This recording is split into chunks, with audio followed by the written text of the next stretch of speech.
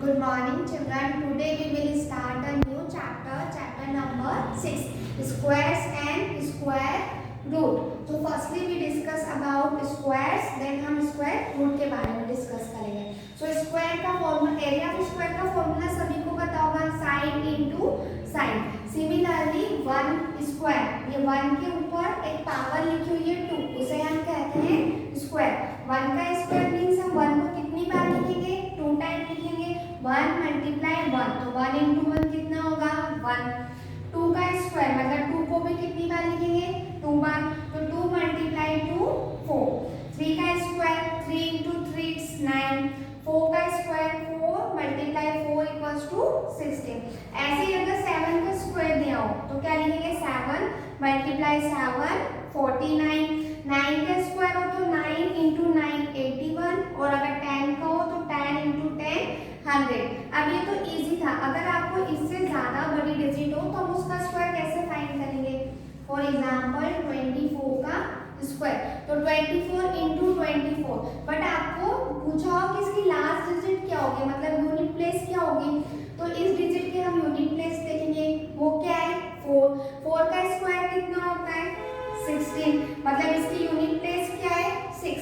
तो इसकी भी यूनिट प्लेस क्या होगी? 6. मतलब 24 इंटू 24 करोगे तो इसकी लास्ट डिजिट क्या आएगी हमारी? 6. Now next topic is perfect square. 9 किसका स्क्वायर है? 3 का. 3 का स्क्वायर 3 इंटू 3 9. 16 किसका स्क्वायर है? 4 का. 4 इंटू 4 इक्वल्स टू 16. तो ये तो नॉर्मल इजी डिजिट थी, लेकिन अगर हमको कोई बड़ी डिजिट गिवन हो तो उसका हम परफेक्ट स्क्वायर कैसे फाइंड करेंगे? For example 2 6 2 4 9.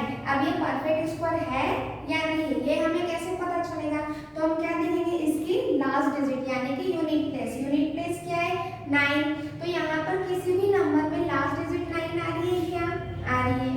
3 के स्क्वायर में 9 आ रहा है और 7 के स्क्वायर में भी 9 आ रहा है, विच मीन्स ये क्या है? परफेक्ट स्क्वायर है. ऐसे ही अगर जिसकी लास्ट डिजिट जैसे कि 1 4 9 6 5 एंड 0, किसी भी नंबर की लास्ट डिजिट ये हो 1 4 9 6 5 या 0, तो वो क्या होगा? Perfect square. Next topic is finding square. हमें स्क्वायर फाइंड करना है. सो स्मॉल नंबर लाइक 2 3 4 6 इस टाइप के अगर नंबर हो तो हम इनके स्क्वायर इजीली फाइंड कर सकते हैं. बट मैं कहूँ find square of 23 is so quickly, मतलब आप 23 का स्क्वायर फाइंड करके बताओ, जल्दी से जल्दी फाइंड करके बताओ. तो आप क्या करोगे? मल्टीप्लाई करोगे. 23 मल्टीप्लाई 23. हो सकता है मल्टीप्लाई करने में आपसे कुछ मिस्टेक हो जाए या आपका आंसर करेक्ट नहीं आए, तो हम बिना मल्टीप्लाई के भी इसको सॉल्व कर सकते हैं. कैसे? 23 को हम क्या लिख सकते हैं? 20 प्लस 3. यहाँ पे क्या दिया है? 23 का स्क्वायर, विच मीन्स 20 प्लस 3 का होल स्क्वायर. अब इसका एक फॉर्मूला होता है a प्लस b का whole square. a square plus b square plus 2ab. तो a क्या है हमारा? 20 एंड b क्या है हमारा? 3. सो a की जगह क्या आएगा? 20 का स्क्वायर प्लस b की वैल्यू क्या है? 3. तो 3 का square plus 2ab. 2 multiply a it's 20 and multiply b 3. तो 20 का स्क्वायर हम सबसे पहले 2 का स्क्वायर करेंगे. 2 का स्क्वायर क्या होगा? 4. तो 4 और 0 का स्क्वायर करेंगे मतलब 0 कितने बार आएगा? 2 बार. तो ये क्या हो गया? 400 प्लस 3 का स्क्वायर 9. 2 multiply 20 multiply 3. 2 में 2 का मल्टीप्लाई करेंगे 4 और 4 में 3 का करेंगे तो 12. यहाँ पर कितने 0 है? 1 0, तो यहाँ पर भी 1 0. अब इन सभी को हम ऐड करेंगे तो कितना आएगा? 529, विच मीन्स 23 का स्क्वायर क्या होगा? 529. Next topic is Pythagorean triplet. Similarly 3 square plus 4 square. 3 का स्क्वायर कितना होगा? 9 प्लस 4 का स्क्वायर कितना होगा? 16. इसे हम ऐड करेंगे तो 25. अब 25 किसका स्क्वायर होता है? 5 का, which means 3 square plus 3 square plus 4 square कितना होगा? 5 स्क्वायर. तो 3 4 एंड 5 ये तीनों क्या है? Pythagorean triplets. Pythagorean triplet find करने का एक फॉर्मूला होता है 2m m square minus 1 and m square plus 1. For example एक नंबर हमने लिया 8, तो क्या लिखेंगे हम 2m इक्वल्स टू 8. 2 मल्टीप्लाई में उधर जाएगा तो डिवाइड में m इक्वल्स टू 8/2. इसे कैंसिल करेंगे तो कितना आएगा 4. तो m की वैल्यू हमारे पास क्या है 4.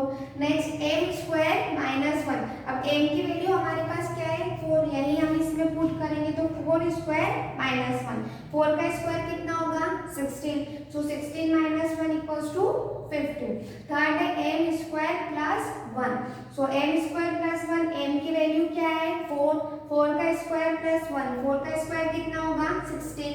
16 प्लस 1 इक्वल्स टू 17. मतलब अगर हम 8 का पाइथागोरियन ट्रिपलेट निकालेंगे तो हमारा आंसर क्या होगा 4, 15 and 17. Next topic is square roots. अभी तक हमने स्क्वायर डिस्कस किया कि स्क्वायर्स क्या होते हैं और उसे हम कैसे फाइंड करते हैं. अब हम स्क्वायर रूट्स डिस्कस करते हैं. 4 स्क्वायर इक्वल्स टू 16. 4 का स्क्वायर कितना होता है 16. अगर मैं यहाँ पे ये सिंबल लगा दूँ, ये सिंबल किसका होता है स्क्वायर रूट्स का. मतलब 16 का स्क्वायर रूट क्या होगा 4. सिमिलरली 25 का स्क्वायर रूट्स क्या होगा 5, क्योंकि 5 का स्क्वायर कितना होता है 25. तो अगर 25 का स्क्वायर रूट पूछा है तो वो क्या होगा 5.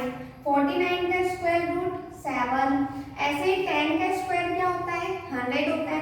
बट अगर 100 का स्क्वायर रूट्स फाइंड करना हो तो 100 का स्क्वायर रूट कितना होगा 10. स्क्वायर रूट्स फाइंड करने की 3 मेथड होती है. हम सब एक एक करके डिस्कस करेंगे. तो फर्स्ट मेथड क्या है रिपीटेड सब्ट्रैक्शन. मैंने एक यहाँ पे वैल्यू लिखी हुई है स्क्वायर रूट 81. इसमें क्या करेंगे हम ओड नेचुरल नंबर का सब्ट्रैक्ट करेंगे. ओड नंबर सभी को पता है 1, 3, 5, 7. सब में एक नंबर हमने स्किप किया हुआ है. सो 81 सब्ट्रैक्ट 180, 80 सब्ट्रैक्ट 3 77. अब 77 में हम किसका सब्ट्रैक्ट करेंगे 5 का. तो 77 minus 5 72, 72 minus 7 65, 65 minus 9 56, 56 minus 11 45, 45 minus 13 32, 32 minus 15 17 and 17 minus 17 equals to 0. जितने भी ओड नंबर में सभी एक एक नंबर स्किप है. 1, 2 स्किप, 3, 4 स्किप, 5. ओके. अब ये कितनी बार हमने सब्ट्रैक्ट किया है 1, 2, 3, 4, 5, 6, 7, 8, 9. कितने टाइम सब्ट्रैक्ट किया है 9 टाइम. और हमें जब तक सब्ट्रैक्ट करना है जब तक कि हमारा आंसर 0 नहीं आ सकता.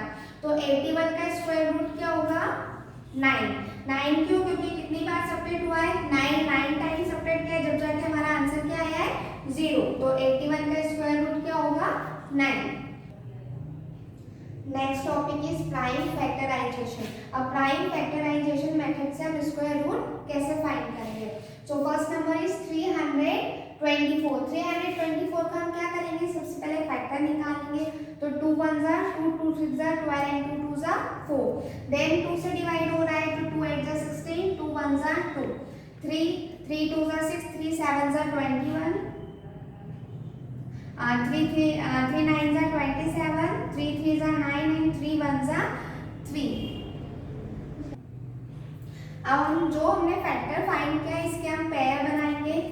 2 का पेयर, 3 का पेयर एंड अगेन 3 का पेयर. अब ये 2 कितनी बार है 2 बार है. इसे हम कितनी बार लिखेंगे सिर्फ 1 टाइम. तो 324 इक्वल्स टू 2 मल्टीप्लाई 3 मल्टीप्लाई 3. 2 3 जा 6, 6 3 जा 18. तो 324 का स्क्वायर रूट क्या होगा 18. Last method is division method. Square root 529. अब हमें 529 के स्क्वायर रूट फाइंड करना है किसकी हेल्प से डिवीजन मेथड की. सो 529 सबसे पहले हम क्या करेंगे एवरी पेयर पर बार पुट करेंगे 29. अब 5 सिंगल डिजिट नंबर है तो यहाँ पर भी हम क्या करेंगे बार पुट करेंगे. अब हमें ऐसे स्क्वायर देखना है जिसका स्क्वायर या तो 5 आता हो या इसे छोटी डिजिट आती हो. तो 2 का स्क्वायर कितना होता है 2 मल्टीप्लाई 2 4 आता है. 4 सब्ट्रैक्ट करेंगे तो 5 में से 4 सब्ट्रैक्ट होगा 1। अब 29 साथ में और नीचे लिखेंगे, क्यों? क्योंकि यहाँ पर क्या है, बार, तो 129। अब 2 में 2 का मल्टीप्लाई किया तो कितना आया, 4। अब 2 में 2 का हम क्या करेंगे, 8 करेंगे तो कितना आएगा, 4।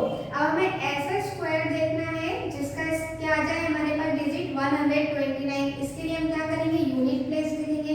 यूनिट प्लेस क्या है, 9। अब ऐसी कौन सा स्क्वायर है जिसकी जो लास्ट डिजिट है वो 9 आती हो? 3 का स्क्वायर कितना है, 9। एंड 7 का स्क्वायर, 7 के स्क्वायर में भी लास्ट डिजिट क्या आती है, 9। तो सबसे पहले हम 3 से मल्टीप्लाई करेंगे। अगर 3 से मल्टीप्लाई करने पर 129 नहीं आता है तो फिर हम 7 से मल्टीप्लाई करेंगे। सो 43 मल्टीप्लाई 3, 3 3 are 9 and 3 4 are 12, 129 आ रहा है। तो यहाँ पर भी 3 लिखेंगे और यहाँ पर भी 3, तो सब्ट्रैक्ट 129। मतलब 529 का स्क्वायर रूट